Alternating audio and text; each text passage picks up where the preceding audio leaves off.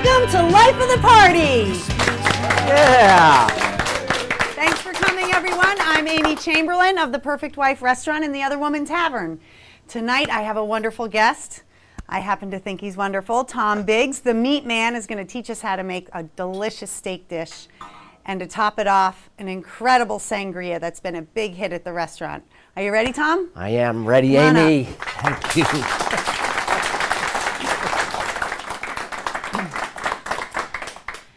So in the beginning of every show, I do a little interview segment.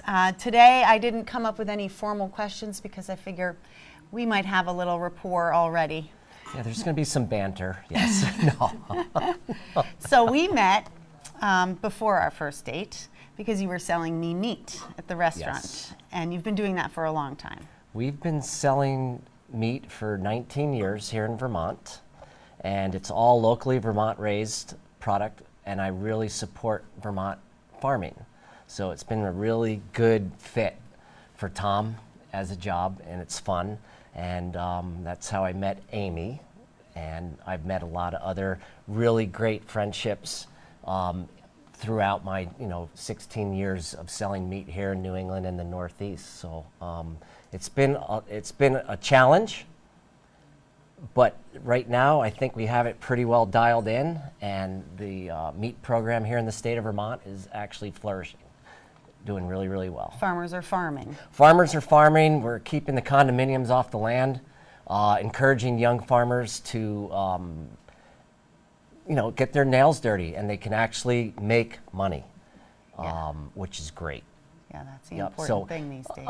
It is very important, and a lot of the things that have been happening, your third generation, fourth generation farm families, the kids are seeing how hard their moms and dads worked in the industry, and they don't really want to do that and repeat that,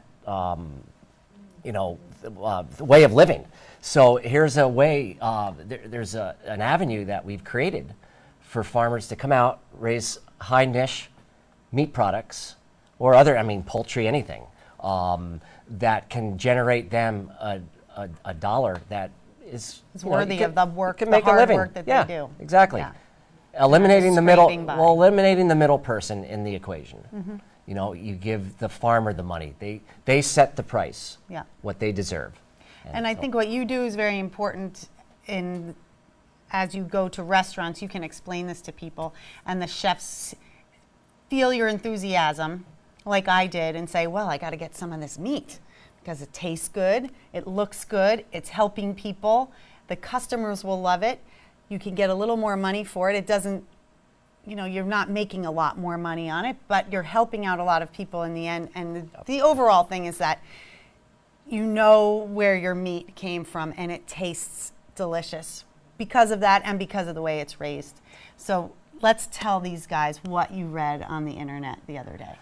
Oh, this is really scary. I was working at home, and I came across an article that was forwarded to me via email about it was, I guess, a small industry in China where they were taking pork and putting paraffins and red dyes into the pork and calling it beef.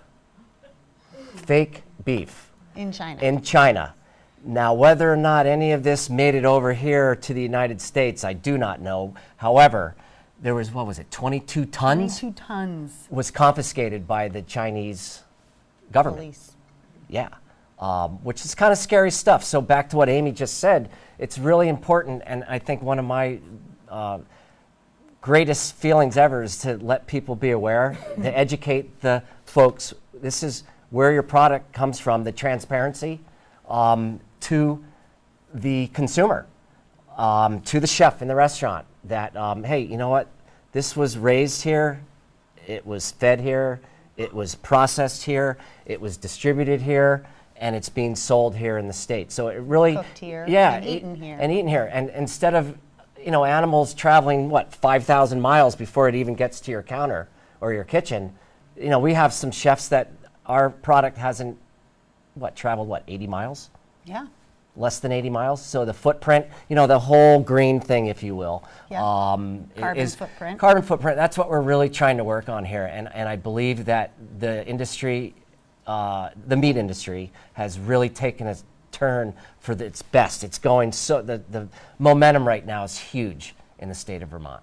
Yes. And the Vermont meat is actually desired in the bigger cities as well. Yes. So. Yep. That's So good. we're bringing that brand outside of the state borders into institutions, hospitals, if you will, schools, colleges. It's been quite interesting to see the turn of your, I guess, my customers. Where it used to be just the chef. Yeah. Now it's Middlebury College, it's University of Vermont, it's Smith College, it's Fletcher Allen. Fletcher Allen Hospital, yes. Yeah. So it's crazy, but it's been fun, and to follow the demand, that's been our challenge, which And seems to be the working. meat is good because you get a lot of samples. And Yes. We love our job. and I was the recipient of one of these samples, cooked on the first time Tom ever came to my house and cooked for me. He brought a hanger steak and cooked it in the manner that he's going to teach me today. I've actually never seen him do it. It's always, if he's in the kitchen, I don't even want to be there because it means I can relax and watch football or whatever it is I'm doing, picking flowers, I don't know. It's hard to Lying around share eating great bonbons. recipes, but this one's a classic, folks. It's very simple. In my past job that I had, I was starting to broker Vermont meat products, and one of our favorite farmers, Mark Boyden, gave me a New York strip steak, just a little retail package of a strip steak. He's here, Tom, take it. You're going to be selling it. Take it, try it. So on my way home from Rutland that night, I stopped at a friend's restaurant in Pulteney, and we were talking. I was making a delivery actually to them on my way home, and we're talking about different ways of cooking, and they started talking a lot about balsamic vinegar and garlic. And anyway, that conversation ended. They wanted to go home. I wanted to go home. And I took this strip steak, and I went home and fired up, made a cocktail first. That's always important.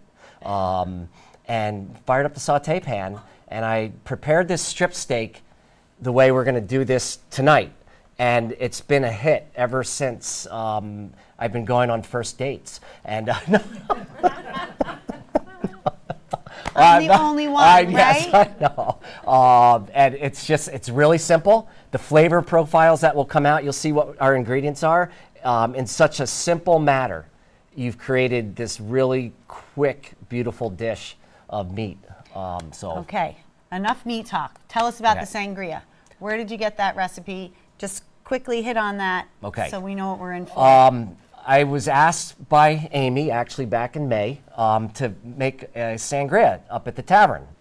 And everyone likes sangria. So basically, I started reading a lot of different books, went online, Google sangria, and I spent about 3-4 hours online and just reading different things and found common denominators of what all these top mixologists were using in their sangrias. And I wrote it all down on my scratch sheets to this day. Amy's even bought me a book for my birthday to write all my recipes in, but the old farmer Tom just writes on a piece of paper and puts it on a napkin, yeah.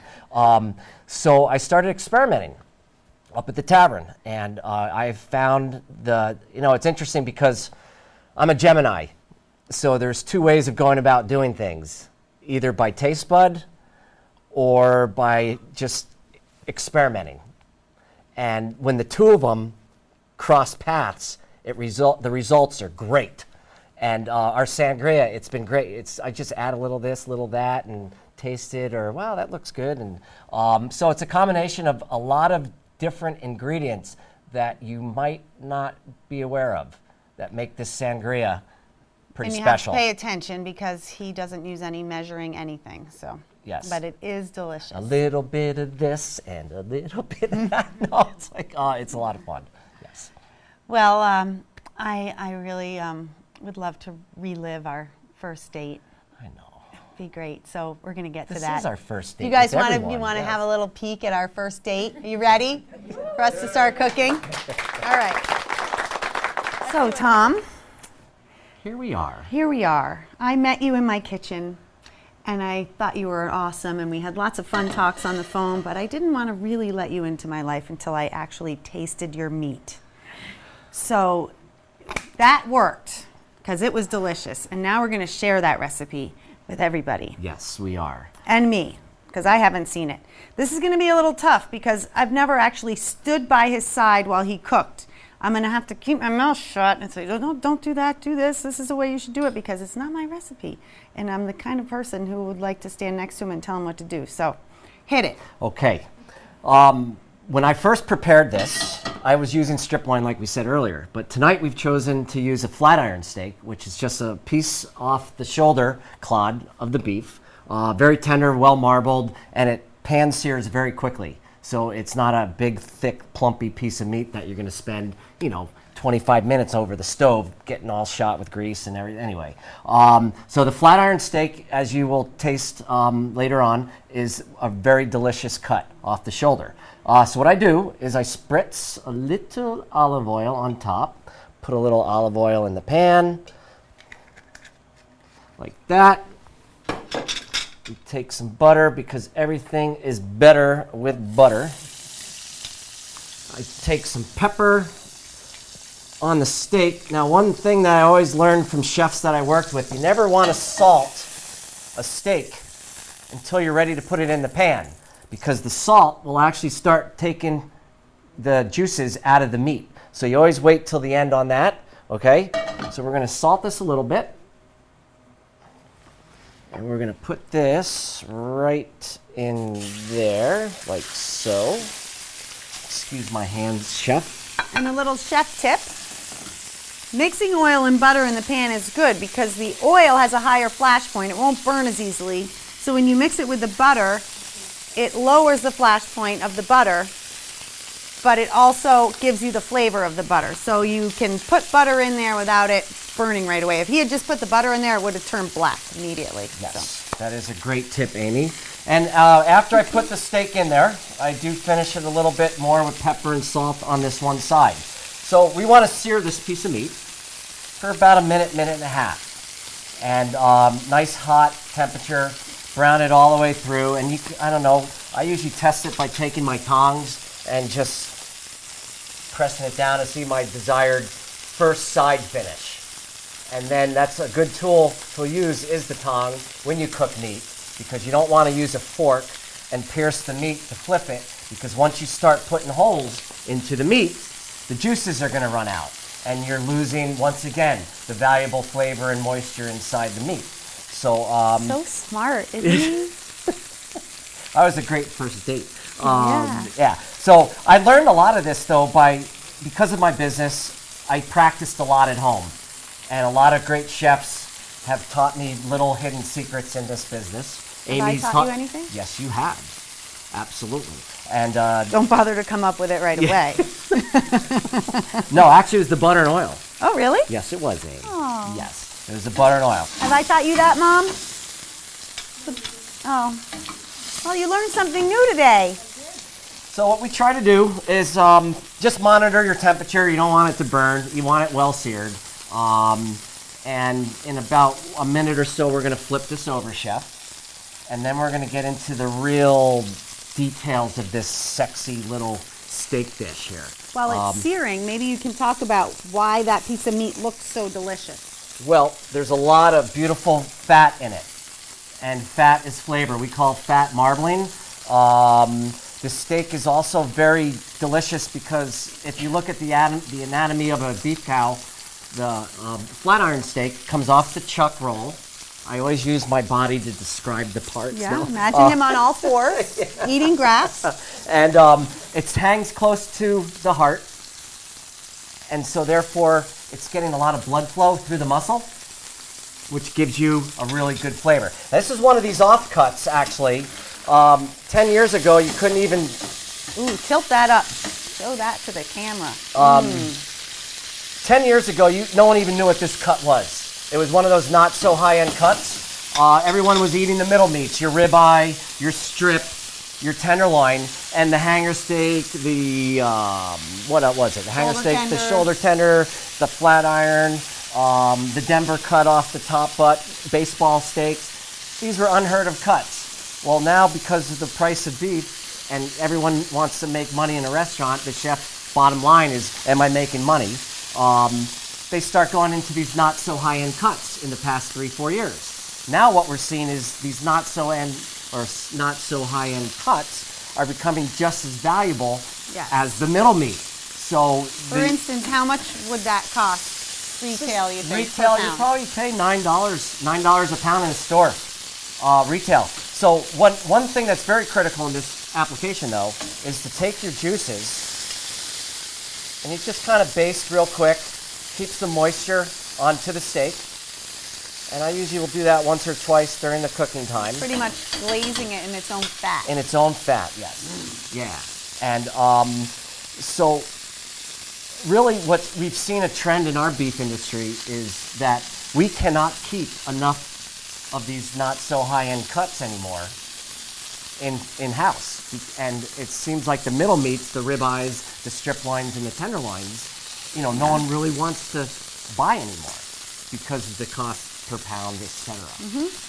Well, when you can cook well, you can do a lot of things with meat that's a little less expensive. Yes. And in fact, I think that the opinion of the customer now is going away from the filet mignon because they realize there's no marbling in there. It's just a tender piece of meat with very little flavor. So you can see I kind of marinated it again in its own fat and gravy, or I should say juices. I'm going to wait another couple seconds, and then we're going to get into the delicious aspect of this. And basically what I do here now is I take a good wad of butter, like so. I take some garlic. This garlic is from Rocco Family Farm in Sandgate. A nice boy named Jesse came and brought it to me along with some really great potatoes. You're going to have some rose blush mashed potatoes with white truffle oil in them to go with this steak tonight. A lot of local stuff we're eating. Local lettuces, local tomatoes on your salad. So basically we're sauteing the garlic real quick. We don't want to brown it or burn it. We're just trying to soften it up. Taking notes, Chef? I am. Well, you're so good at it. I think I would be like, boom, and turn around. Nope, you want to keep it, you want to keep agitating it, moving it around. Because you're a boy. A girl would try to multitask. A boy's like, yep. Doing one thing, I'm going to do it well. That we do. So. Is that how it goes? Don't bother me, I'm cooking steak. Don't burn that. I won't. So now this is balsamic vinegar. And this is how we're going to finish this whole glaze on the steak. So the garlic has sauteed for about a minute or so. The steak's been on for what, maybe 2.5 minutes, 3 minutes at the most, right? Yep. Once it rests, that'll be perfectly medium rare. We try to cook meat rare to medium rare. That's how I prefer to taste the real, that's the real profile of any beef. Don't you agree? Yeah. Don't burn so that. I won't. So we put that on there like so.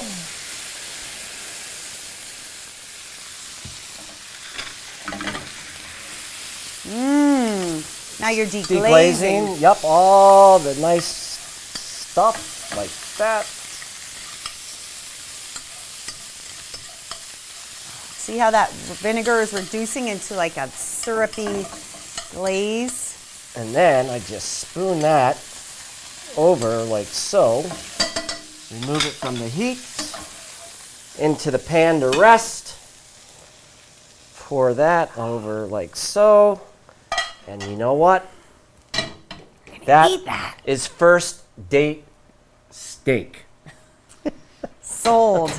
You got a girlfriend. Yeah. Thank you. I have a wonderful girlfriend. So you can't have steak without a cocktail. And we're going to clean this greasy mess up, and we're going to come back and show you how to make Tom's amazing red sangria. Okay, Tom. This has become your monster at the restaurant. Every week you got to make more sangria. Red sangria, white peach sangria. Well, here you are making it again. But lucky us. So this recipe that you refuse to teach anyone else to do. Job security. Right. Yes. That's yeah. one of your things. Yes. We're going to pay close attention. So if you ever want to go away and we need sangria, we can help out. That would be great. So Okay. we're going to show everyone how to do this. All right. It's very easy, and you can see our ingredients are extensive, not like a simple sangria. So the first thing we're going to do is pour a little sugar in there, like that. And then I like to put brandy. You don't have to, but I like to pour brandy into it. That's apricot brandy? Yep. If you really want to go high end on this, Calvados makes an apple brandy. Calvados is apple brandy. Yeah, it is apple brandy, yes. could teach you that. Calvados works really well in this red sangria. So that's apricot brandy. Here's lemon juice. A little splash of that. Now, one secret ingredient that I learned about when I was Googling all this, everyone uses lemon, not everyone, a few select mixologists used lemonade concentrate. So I pour a little of that in there. This is not a low-calorie cocktail. No, it's not. And then a little apple jack. That stuff's very good. Yes. That works well in sauces. If you want to make like an apple cider cream sauce for chicken, and you reduce some of that in your pan, you deglaze the pan with Laird's apple jack. It's delicious. Yummy, yes. Triple sec for the orange flavor. If you want to go high end using Calvados, I would use Cointreau or Grand Marnier. You know, so there's, yeah. You like that? It depends on if it's your first date or your 50th date. This is obviously not our first date. So, at this point, You had me at the meat. I know, we did. Now I introduce the fruit. Hello, into, fruit. This is liquor. This is liquor. And what I like to do is have the fruit sit in the liquor. And we'll stir it up a little there, chef. Like so. And this gets everything working around. Oh, thank you. Get in there. Dig deep.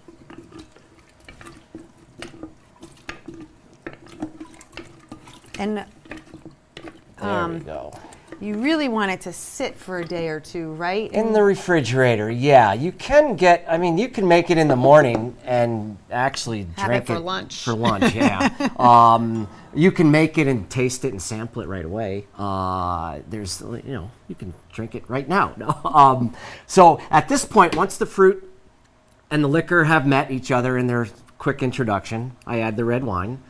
Now they're acquainted. Yep. And you can use, I believe this is a 1 gallon container. Mm-hmm.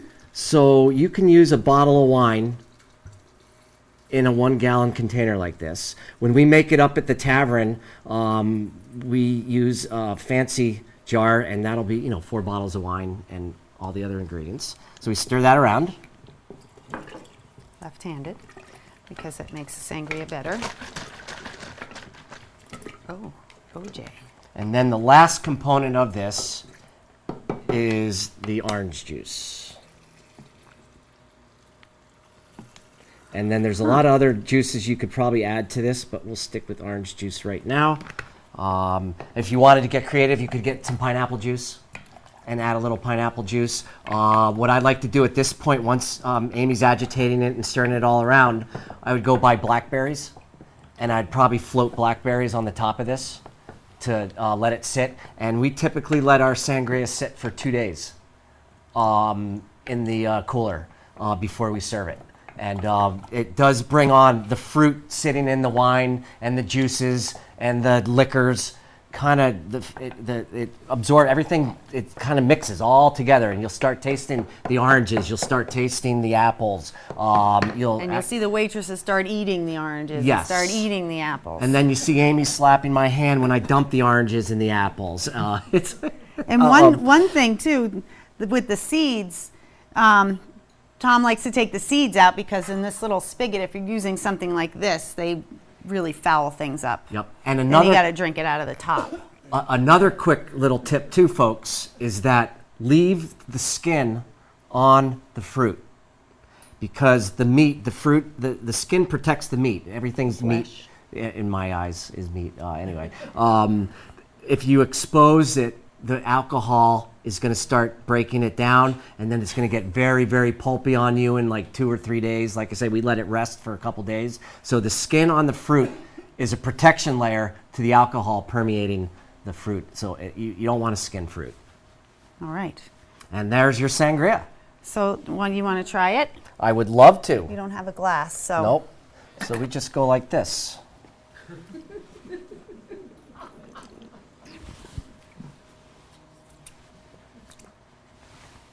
It's good. I get to try it too. Oh. Whoa. It should be drunk that way all the time. Yeah. Then you wouldn't have so much, probably. Thanks, Tom. That's a successful first date, Aim. Yes. Now I'm going to go slip into something a little more comfortable. Nice. Yes. So that was fun. Thank you. I appreciate you having me out to show this. I can't wait to eat meat and drink sangria with everyone. So thanks, Tom. Amy, you're very welcome. It was a lot of fun. Duncan's here to show us what can happen after a successful first date. Whoa. Not on the first date, after the first date. Okay. All right. This is my 10-year-old boy. Food? Yeah. Yeah? You gonna eat some good meat? Yeah. All right, and drink some non-alcoholic sangria. Is there such a thing? I don't think so. No, I just have The rest of us are. We're gonna have chocolate cake though, and mashed potatoes. Thank you. Thank you, Tom. Thank you, Thank you, everyone in the studio audience. Thank you in TV land. We'll see you next time on Life for the Party!